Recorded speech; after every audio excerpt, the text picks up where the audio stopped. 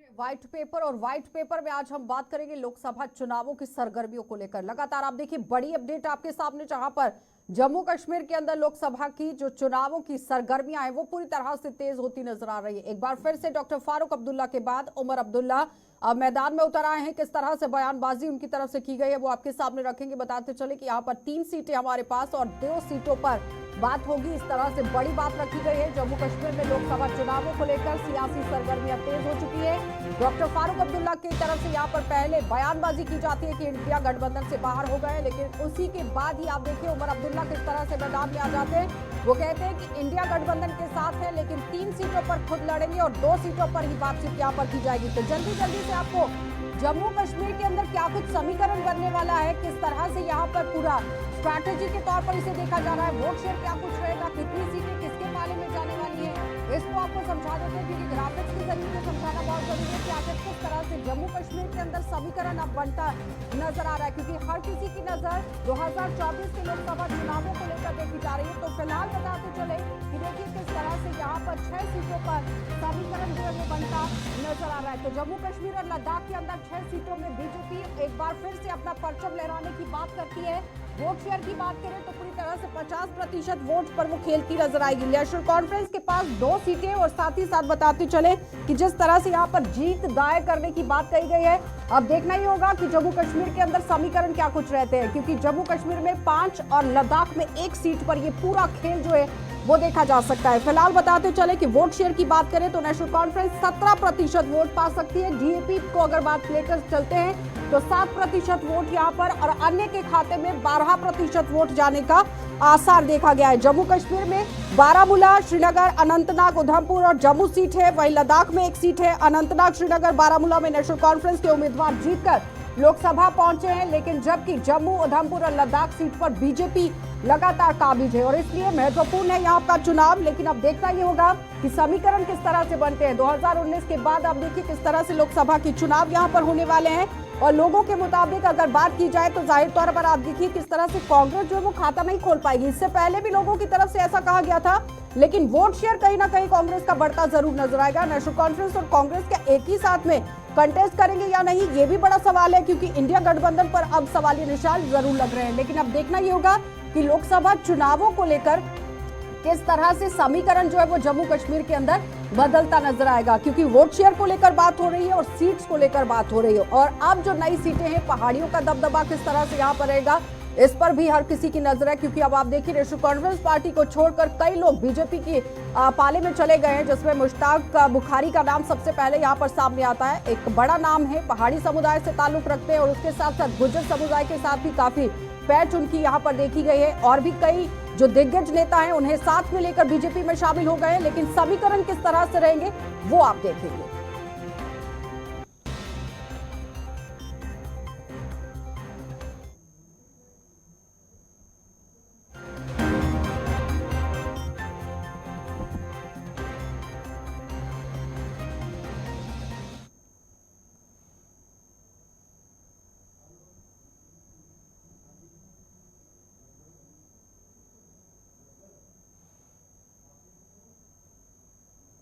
चलिए तो चर्चा को आगे बढ़ाएंगे, लेकिन उससे पहले लेंगे एक छोटा सा ब्रेक। जल्द ही लौटेंगे वापस और उसके बाद इस पर पूरी तरह से चर्चा करते हैं।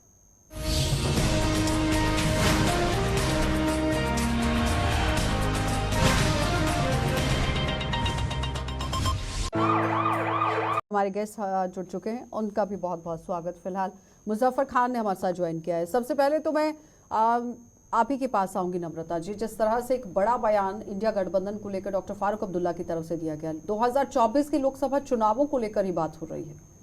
देखिए, फारूक अब्दुल्ला साहब जो हैं वो फाउंडर मेंबर हैं इंडिया अलायंस के। उन्होंने ऐसा कुछ भी नहीं कहा था जिससे चरण चुंबक मंडली ने फैलाना शुरू कर दिया।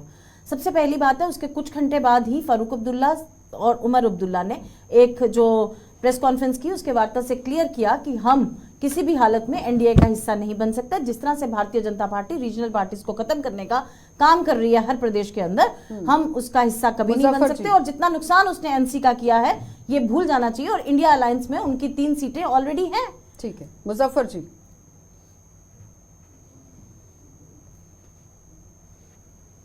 मुजफ्फर जी आवाज आ रही है? मल्होत्रा जी आ रही है आवाज, आपको मेरी आवाज आ रही है? विक्रम वो जी। बोल रहे हैं जी। मेरी आवाज आ रही है आपको? आ रही हूँ मैं आपके पास मुजफ्फर जी। विक्रम जी, जिस तरह से ये बयान डॉक्टर फारूक अब्दुल्ला का आया है, मुझे लगता है इसमें कोई हैरानी वाली बात है नहीं। अगर इससे पहले भी हम देखें तो उमर अब्दुल्ला साहब ने ये कह दिया था कि जो सीटें नेशनल कॉन्फ्रेंस के पास ऑलरेडी हैं उन पे तो कोई बातचीत का सवाल ही नहीं है, जी। और बातचीत का सवाल सिर्फ उन सीटों पे है जो बीजेपी के पास है। सो वो जो स्पिरिट ऑफ कोalition थी उससे हट के उनका वो बयान आ गया था। और जो फारूक साहब का बयान भी आया उसमें कोई नई बात नहीं है। नेशनल कॉन्फ्रेंस एनडीए का हिस्सा रही है, इसमें कोई अचंभित होने वाली बात नहीं है, इतना बौखलाने वाली बात नहीं है अपोजिशन के लिए कि नेशनल कॉन्फ्रेंस बीजेपी का हिस्सा पहले भी रह चुकी है। और उमर अब्दुल्ला साहब उनकी कैबिनेट में मंत्री रह चुके हैं, एमओएस थे वो फॉरेन अफेयर्स के, और उसमें मुझे लगता है कि कोई भी ऐसी अचंभे वाली बात नहीं है। ये हो सकता है 2 सीटों पर बात होगी। और इस तरह नेशनल से बात कॉन्फ्रेंस होगी। इसके लिए ये मशहूर है, पिताजी और बेटा दोनों अलग अलग बातें करते हैं, दोनों किसी ना किसी कॉन्स्टिट्यूएंसी को केटर कर रहे होते ठीक है विक्रम हैं। जी। अभी 2 ईडी के समन पे वो जवाब गए दे नहीं, दीजिए। अब तीसरे समन में शायद उनको लगा होगा कि एनडीए के साथ जाना ज्यादा फायदेमंद है। यानी कुल मिलाकर ईडी पर बात आ जाती है। अभिजीत जी, देखिए, सबसे बड़ी बात इस समय जो देखने वाली वो बात है कि देखिए जो अलायंस इन्होंने बुलाया था बिहार से, फिर बंगाल में, फिर महाराष्ट्र में, एक एक करके सभी ने सभी डूबती हुई नैया से बाहर छलांग लगा ली। और आज तो मुझे वो गाना याद आता है, देखी जमाने की यारी, बिछड़े सभी बारी बारी।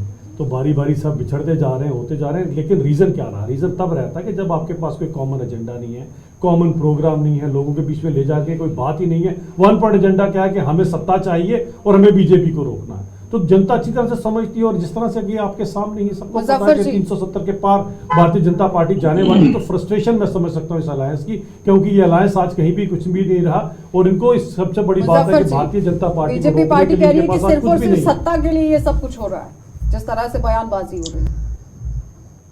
देखिए, वो बीजेपी भी सत्ता के लिए ही कर रही है जो कर रही है, और पॉलिटिकल पार्टीज अपना जितना भी एजेंडा बनाती है वो सत्ता फॉर सर्वशक्ति पीपल। रहा सवाल के फारूक साहब ने, मुजफ्फर जी की आवाज दे दीजिए गैस फारूक को। साहब, हेलो, बोलिए आवाज आ बोलिए रही है? मुजफ्फर जी। जी, मैंने कहा सत्ता for the service of the public कोई बुरी बात नहीं है, और उसके लिए अलायंस बनाना भी कोई बुरी बात नहीं है, और मुल्क को बचाना, मुल्क की यकजहती को बचाना, सेकुलरिज्म को बचाना, कॉन्स्टिट्यूशन को बचाना कोई गलत बात नहीं है। रहा सवाल, एक हमारे साथी ने ये कहा कि बाप अलग बयान देता और बेटा अलग देता है। मैं उनके लिए कह दूं कि अभी जो प्रेस कॉन्फ्रेंस हुई वो दानू अगठे थे, और ऐसा पहले में भी फारूक साहब ने कहीं नहीं ये कहा, मैंने वो पूरा बयान सुना है कि मैं एनडीए का हिस्सा बन सकता हूं। उसको फर्दर क्लैरिफिकेशन के लिए मीडिया के एक किसी चैनल ने जिसने भी ये चलाया, उन्होंने क्लैरिफिकेशन के लिए एक बार नहीं कई बार दोहराया कि हम इसको नहीं कहते कि आपकी कोई बुरी बात है या अच्छी बात है, लेकिन बात ये कि आपका बताए तो सही, आपका एजेंडा क्या है, आपका प्रोग्राम क्या है, लोगों के बीच में क्या लेकर जाना चाहते हैं। केवल सत्ता पार्टी, केवल भारतीय जनता पार्टी को, देखिए इससे आप लोग कामयाब नहीं होंगे। भारतीय जनता पार्टी जो है एनडीए अलायंस 400 के पार जाने वाला है, ये भी आपको अच्छी तरह से पता, और सबके सब जानते हैं इसको। तो इस जगह पे मुझे एक शेर याद आता है कि ना शोलों से ना चिंगारी से, सुन लीजिए, हमारा शेर सुना रहा हूँ आपको मैं, और मेरा खुद का शेर है, कहीं किसी के कॉपी नहीं किया होगा। सुनिए सुनिए सुनिए मुजफ्फर साहब, अच्छा लगेगा आपको कि जाके कह दो शोलों से चिंगारी से कि कमल खिलेगा इस बार 400 पार की तैयारी से, कि बरसों बाद खुला है इस देश का मौसम, जैसे छुटकारा मिला हो किसी पुरानी बीमारी से। नई बीमारी ने आज जन्म लिया, जिसको आज कफन में पहला नेल जो लगाया है वो सुप्रीम कोर्ट ने लगाया है इलेक्ट्रोल बॉन्ड को बंद करके, और उसके बाद एक भी प्रतिक्रिया हम निर्मला सीतारमण के मुंह से नहीं सुनते या ट्वीट नहीं आता, और प्रधानमंत्री जो बहुत मुखर होकर हर चीज पे बोलते हैं, एक भी बयान उनका इस पे नहीं आता। तो ये जो बड़ी बड़ी किस्से कसीदे यहाँ शेरो शायरी करने आए हैं, हम इनसे जानना चाहते हैं कि अगर ये इतना ही अपना भ्रष्टाचार मुक्त बताना चाहते हैं तो कल ये अजीत चौहान को क्यों लेके गए? ये किस तरह से इन्होंने तो इस बारी जो स्वामीनाथ, अभी मेरी बात तो खत्म होने दीजिए, इतनी बेकरारी क्या है बात करने की, बात खत्म होने दीजिए ना। एक चेहरे पे कहीं चेहरे लगा लेते हैं लोग, कहीं तो आप बहुत भ्रष्टाचार मुक्त होने की बात करते हैं, दूसरी तरफ आप किस किस को नहीं लेके गए? हेमंत शर्मा, भुजबल, आप अजीत चौहान, आप कौन कौन सा इंसान यहाँ से उठा के वहां नहीं लेके गए? और अब तो आपने जिस तरह से प्रिजुडाइज करने के लिए आपने इस बार ये महिमा मंडल अपना गाया कि हम ये लोग अवार्ड सेरेमनी को किया, और ठीक है, स्वामीनाथन नम्रता की जी। बेटी ने खुद आके कहा नम्रता ये जी, ठीक किसान है। है, क्रिमिनल्स नहीं है जिस तरह आप विक्रम इनसे जी। डील कर रहे हैं। तो मुझे लगता है कि आप अपने ठीक गिरेबान हो में गया, नम्रता झांकिए। जी। तो 400 विक्रम पार 500 पार कहना बहुत अच्छा है, आंकड़े अच्छे लगते हैं, लेकिन कहां से लाएंगे जनाब? आपका भी बताऊंगा जो हालात आपका भी हैं हालात आज आपको मैंने बताऊंगा। कहा अभिजीत जी, आपके अगला पास आ साल रहे हैं। आपको- अगला साल 2016 में आपके- जेटली अगला साल साहब ने आपके विक्रम जवाब जी, करने वाला उसके ऊपर पुरानी नहीं है। बीमारी आपको अभिजीत जी, करूंगा। आप पुरानी बीमारी अगला कहिए शेर नहीं आपके ऊपर कहिए, है। लेकिन पुरानी आपका जो क्या नई पुराने वाला उसके जो ऊपर अगला नसूल शेर है, बन वो के बताऊंगा भारतीय आपको जनता मैं। पार्टी इस देश को खा रही है, और जिस अरे तरह से वोट शेयर को लेकर ही चौकीदार बात बने हो हुए रही हैं है, मोदी इसमें जी। लड़ाई करने वाला कुछ नहीं है नम्रता जी। वोट शेयर को लेकर ही बात हो रही है कि वोट लोकसभा शेयर कोई- चुनाव में वोट शेयर वोट किस तरह शेयर से मीडिया रहेगा? ट्रायल से नहीं बनेगा आम आशा जनता जी, की तरफ वोट से शेयर बनाया गया जनता है, बताएगी मीडिया की कि तरफ क्या से नहीं आएगा। बनाया गया है नम्रता जी। फिर गलत बोल देती हैं आप। इसमें कोई मीडिया की गलती तरफ नहीं से है, नहीं आप बोला उसमें गया है। आप बहुत लोगों जगह की राय मीडिया को दिखा- सुना जाता है, ग्राउंड पर उतरा जाता है, लोगों की राय को सुना जाता है। आजकल कांग्रेस जो हो पार्टी रहा सिर्फ है- सीट नहीं जीत रही है, लेकिन वोट शेयर बढ़ रहा है, ये आम जनता कह रही है। देखिए जो विक्रम हालात जी, जी, जवाब दीजिए। किस पे? जिस तरह से नम्रता जी भी लगातार आरोप लगा रही हैं। नहीं, ये मुद्दा तो आज मुझे लगता है ये नेशनल कॉन्फ्रेंस की जो स्टेटमेंट आई है फारूक साहब की, लेकिन उसको ओवरऑल लेके हम था। बात करेंगे ना लोकसभा चुनावों को लेकर कि किस देखिए, तरह से लोकसभा- पाले जो है वो लोक- बदलने का लोक- सिलसिला शुरू हो चुका है। एक लोकसभा- तरफ कहा जाता है कि ईडी की वजह से इस तरह से कहा गया, लेकिन इमीडिएट इफेक्ट होता है, उमर अब्दुल्ला मैदान में आ जाते हैं। नहीं, देखिए, अगर हम जम्मू कश्मीर के पर्सपेक्टिव में बात करें लोकसभा चुनाव को लेके, तो यहाँ स्थिति जो है वो सबके सामने है। हम जानते हैं कि एक अलायंस जो है जो इंडिया अलायंस के पार्टनर हैं नेशनल कॉन्फ्रेंस, और वो रहे हैं पार्टनर और फाउंडिंग मेंबर भी रहे हैं फारूक अब्दुल्ला साहब। पर जिस तरह से बयानबाजी नेशनल कॉन्फ्रेंस के तरफ से आ रही है, और जो बदले हुए हालात, मुझे लगता है राम मंदिर के बाद आज सिचुएशन ऐसी है कि लोग समझ पा रहे हैं कि भारतीय जनता पार्टी की जो तय जीत है वो निश्चित है।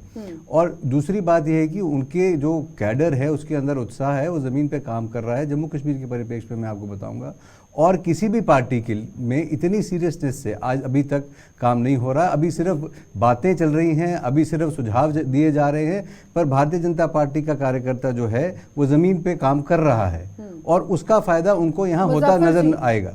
वो कह रहे हैं कि भारतीय जनता पार्टी का कार्यकर्ता जमीन पर काम कर रहा है, जिसका रिजल्ट सामने आएगा। देखिए, हर पॉलिटिकल पार्टी का कार्यकर्ता अपनी अपनी जगह काम कर रहा है। रहा सवाल बीजेपी का, मैं नहीं कहता, बीजेपी जम्मू में एक बड़ी पार्टी है आज की डेट में, वो भी काम कर रहे हैं, लेकिन दीगर पार्टियां भी काम कर रही हैं। अब लोगों ने चुनना है, लोगों ने इनके परफॉर्मेंस को देखना है कि पिछले 10 सालों में जम्मू कश्मीर को क्या दिया, एम्प्लॉयमेंट कितनी दी, स्टेट छीनी, ठेके भी बाहर के लोगों को दिए, मजदूरी भी बाहर के लोगों को दी, इवन जो ठेला चलाने वाला वो भी बाहर का है। तो लोग इसका जवाब अब देंगे उनको। अब पार्टी कौन सी का ऐसी है जो बेकार बैठी है? सब पार्टियां अपने अपने लेवल पे काम कर रही हैं। आप देख रहे हैं नेशनल कॉन्फ्रेंस भी रोज मेरे ख्याल में 10-5 के बीच में मीटिंग्स हो रही हैं।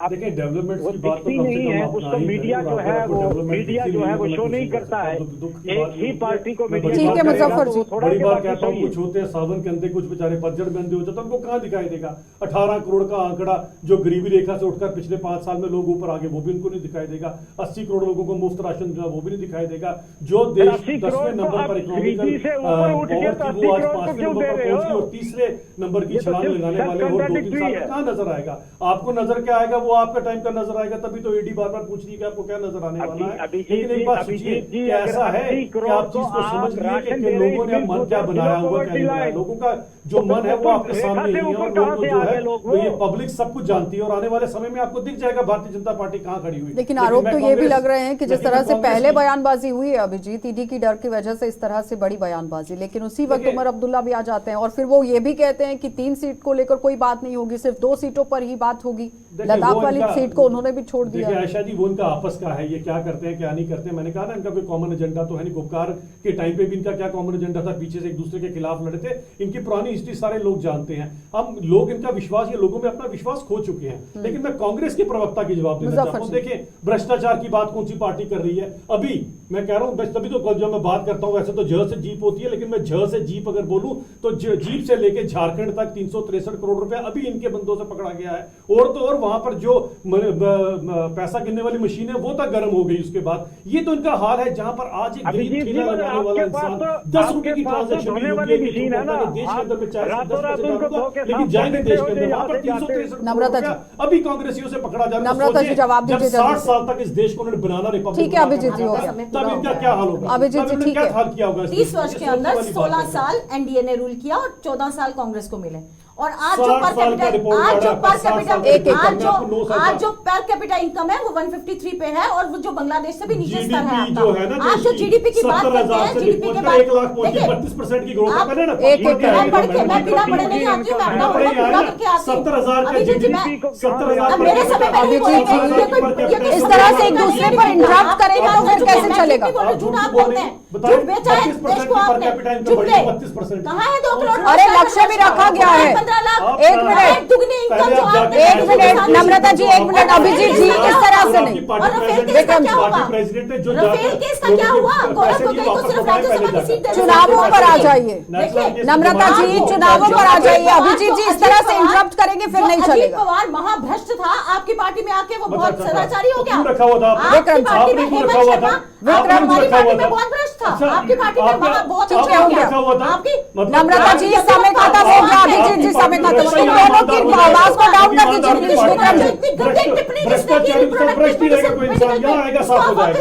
भ्रष्टाचार जो भ्रष्ट रहेगा ना, यहाँ आएगा साफ हो जाएगा। आपने कर दिया ना साफ। हमारे पास अरे आज डिबेट में ही सबको साफ करके जाएंगे ये दोनों। नम्रता जी आवाज आ रही है, और कांग्रेस बिल्कुल इन दोनों की आवाज को डाउन कर दीजिए प्लीज, इन दोनों की आवाज को डाउन कर जिस दीजिए तरह आप विक्रम जी। चलाना चाहते हैं देश को, चलिए हो गया नम्रता जी, विक्रम जी।